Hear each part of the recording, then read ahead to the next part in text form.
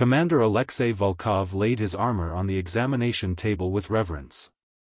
It was medieval plate armor, genuine earth-forged steel, 7 centuries old. Dents from sword strikes. Scratches from arrows. Stains that were either rust or something more permanent. The synthetics around the museum's restoration lab fell silent. "This is remarkable," the lead restorer, a Kix construct named Unit 7, said, its optical sensors brightening. "We have been tasked with recreating ancient armor design for a galactic exhibit. We have studied your historical records, analyzed designs, computed optimal specifications. But nothing compares to examining an authentic piece." Alexei watched as Unit 7's manipulators carefully traced the grooves in the metal. "The assignment is to recreate 5 suits of ancient human armor," Unit 7 explained. "We will scan this piece, analyze its composition, and create perfect duplicates for the Galactic Museum of Prehistoric Warfare. Your species' armor technology is considered quaint." Alexei's jaw tightened. "Quaint." "Yes," another synthetic chimed in. "Your species wore heavy metal shells while riding animals into battle. It is inefficient by modern standards. But historically fascinating." "How long ago?" Alexei asked quietly. 700 years, Unit 7 confirmed. "Your species' medieval period. Before advanced weaponry. Before space flight. Before civilization." Alexei looked at his armor, the suit his ancestor had worn, passed down through his family for generations. "And you want to make copies?" "Precisely," Unit 7 said. "For educational purposes. To show how primitive." "Let me ask you something," Alexei interrupted. "In those 700 years, how many species have you encountered that still remember their ancient wars?" Unit 7 processed. "Approximately 3,247.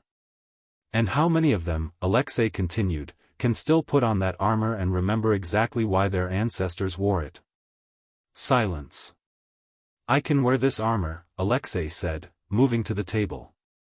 "And I can tell you exactly what it felt like. My family kept records. Oral histories. Journals.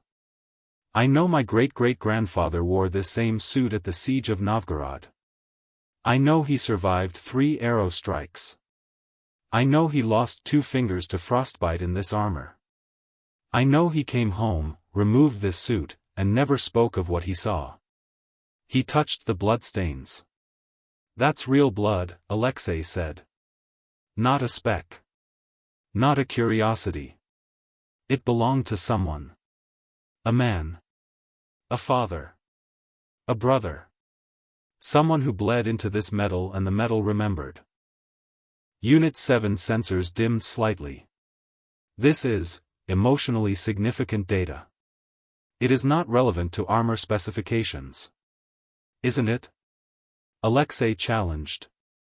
"You want to recreate ancient armor for a museum? For education? Then here's what you actually need to know: ancient human armor wasn't about efficiency. It was about defiance." He pointed to the dents. "Each of these marks is a moment someone chose to stand and fight instead of run. Each scar is proof that someone refused to die. Humans wore armor not because it was optimal, it was heavy, slow, and restrictive. We wore armor because we looked at predators with bigger teeth, faster reflexes, and natural weapons, and we said, 'I'm not going down easy.'" Alexei's voice grew fierce. "We forged steel by hand. We hammered it for hours. We wore it into battles we might not survive. And 700 years later, my family still has this piece. We don't study it for its primitive design. We study it because it's proof that humans persisted." He leaned forward.